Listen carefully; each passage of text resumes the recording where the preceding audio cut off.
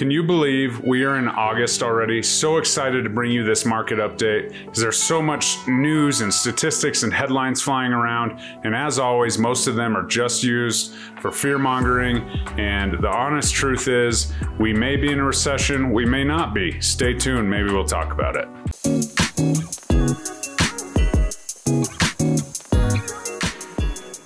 What's up everybody, Jeremy Kane, EXP Realty here. Thanks so much for tuning in. If you haven't already, smash that subscribe button, throw me a thumbs up, and as always, give me comments. If you comment below, I will send you a market snapshot of your exact zip code. So comment your zip code. I will absolutely put something together so that you have a snapshot. As we know, real estate is hyper-local, and not even everything that I say will pertain to you and your exact zip code in your exact neighborhood. So let's get into it. So, are we in a recession? The honest truth is, a recession has always been defined as 2 negative quarters of GDP, and we've had that. Now they have some new definition that's laced with, crazy words that are not very specific. So whatever, are we in a recession? Are we not? Who knows? The truth is that a recession doesn't equal a housing bubble, which we'll talk about in a little bit. But let's talk about, are we in a housing recession? And this is where the statistics really come into play. All right, so let's get down to it. Active listings up 21% month over month, 81% year over year.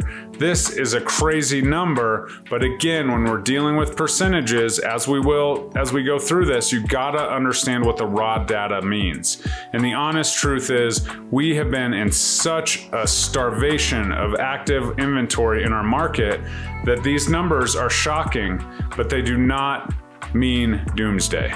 What it does mean is we're moving towards a period of stabilization, 1.72 months of inventory. As you know from watching previous market updates, we need a 6-month active inventory count to even be in a balanced market. So if you've heard a realtor or a lender or somebody in the industry or somebody who thinks they know everything say that we are in a buyer's market, that is absolutely not true. The buyer is just getting a little bit of power back from what the sellers had as a king's ransom. Why is this happening? We're not having a ton of new active listings put on the market. In fact, over the last 3 years, we are still the lowest year for new homes hitting the market.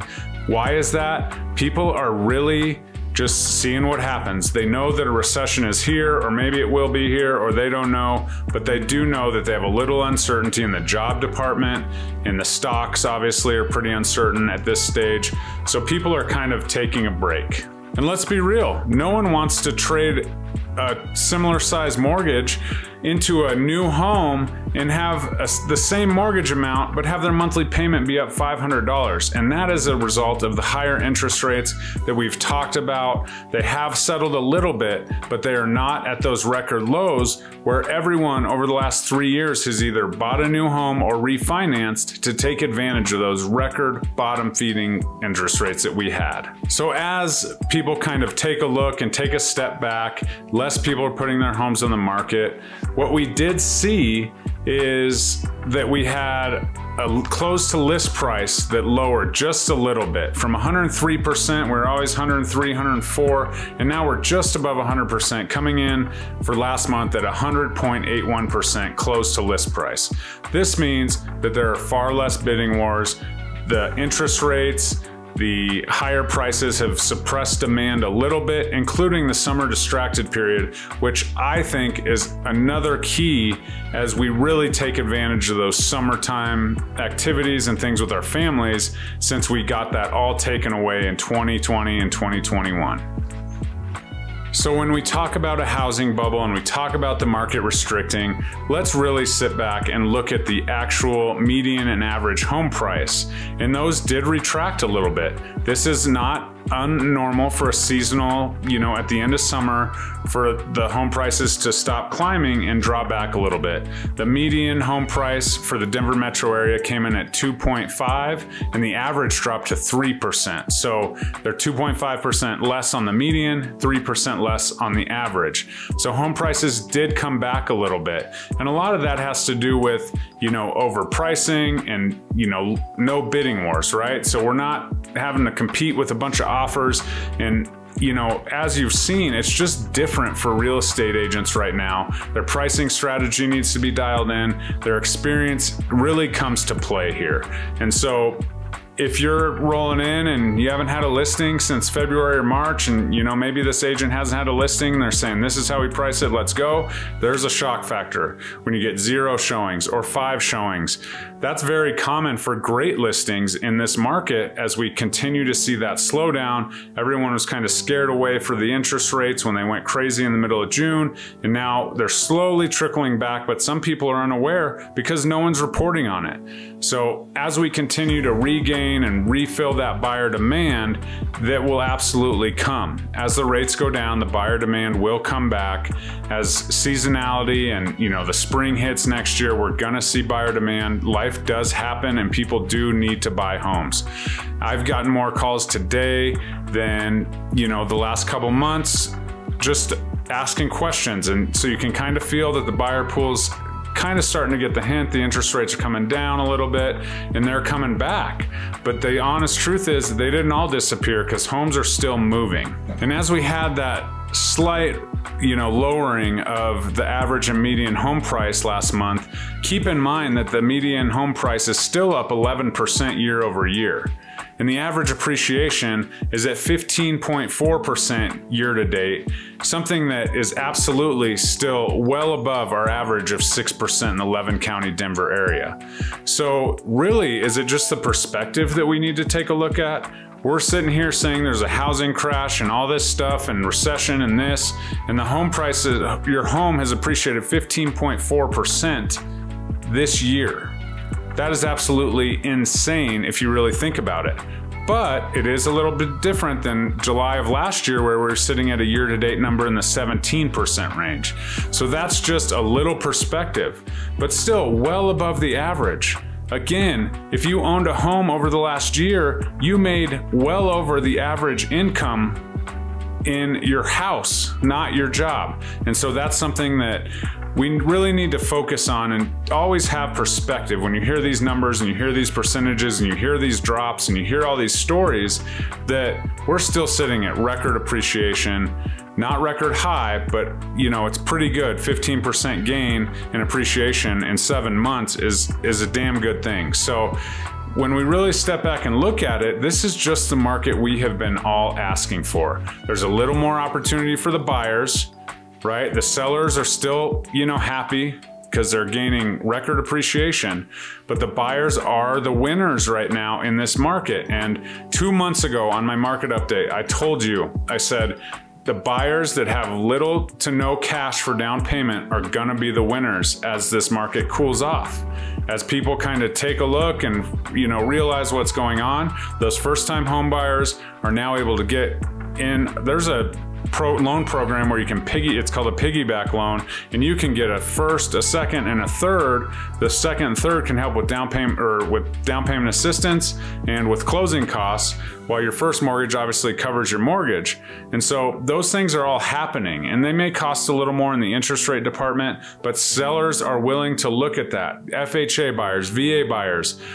If sellers don't have any offers, all of a sudden the VA loan, which, you know, I've talked about in previous shows about being a great loan and the best loan product there is, and not to, you know, discriminate against that. Well, now they all have the opportunity. So those low down payment buyers, now's your time to strike, because there's less buyer demand. People are kind of figuring it out. People are taking a break, and that's absolutely something that you can take advantage of as a buyer. So there's two parts of that. The rates are a little bit lower. They have come down considerably from when the news reported they were above 6%. I'll let the lenders take care of that, but also realize that it is still a seller's market. We're still seeing 100% plus close to list price. There's still that going on, but you do have an opportunity, and you have an opportunity to compete with 5 individuals. And I've always had a good success competing with 20 to 30 offers. So you can imagine how my clients are feeling when I go into, you know, situations where there's no other offers, or, you know, less than 5 offers to compete with. We win because that's what I want to do. If you're interested in, you know, buying a home in the next 12 months, I want you to comment, like below, shoot me a text, whatever you got to do, because now is your time. So after all of this, let's talk about this bubble and the housing bubble, right? Everyone's talking about the bubble's coming, it's here, it's popping. The honest truth is, in 2006, there was a bubble. Americans were strapped with not a lot of savings. They didn't have any equity. Right now, we have over $2 trillion in savings, right? That's a very different feeling from the 2006 leading into the 2008 crash. As well, the equity position, we have almost 2 times the equity in our homes that we had at that point before that housing crash happened. And even in Colorado, furthermore, 38% of homes are owned outright. And this means that they can't be foreclosed on, right? Because they don't have a loan on them.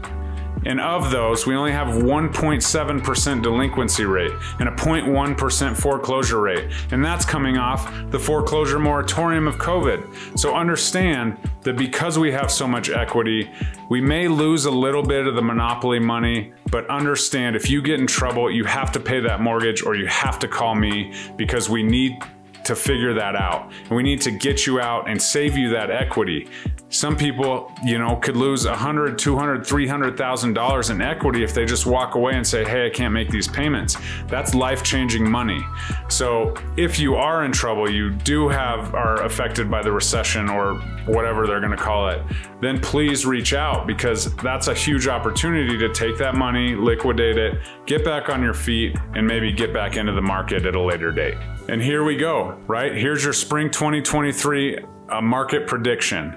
I don't care about crystal balls. I'm just going to tell you what I think is going to happen. As the rates, come and go, typically interest rates dip during recessions. When we get there, we'll see.